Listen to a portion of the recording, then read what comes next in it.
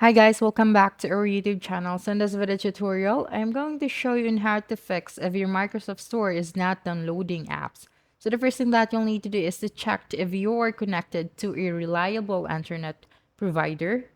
Okay, and then to check to your internet speed is you will have to open your web browser and then just type out speedtest.net.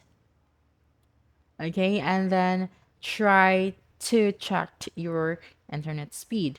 Okay, and right after that, the second thing that you can do is to make sure that the date and time settings of your PC or laptop is correct, because sometimes it can also cause issues with the Microsoft Store. So just right click the date and time and then click on the advanced settings.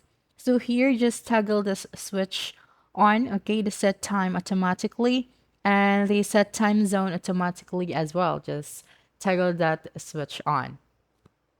Next, sometimes the Microsoft Store cache can become corrupted, leading to download problems. So to clear the cache, just head onto your search bar and then type out your run and click on enter. So here you will then just have to type out wsreset.exe and then it will automatically remove or delete all the unnecessary cache of your Microsoft Store.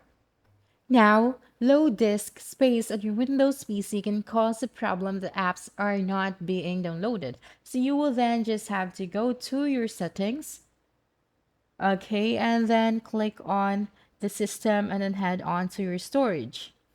So you had to make sure that you have enough free space on the drive where apps are being installed. And sometimes third-party antivirus software can interfere with app downloads. So temporarily disable your antivirus protection and try downloading the app again from the Microsoft Store. If none of the previous methods work, you can try resetting the Microsoft Store by going back to your settings and then click on the apps and then click on the installed apps. So here we're going to use the search bar and then type out store and then click on the three dots. Again, then click on the advanced options.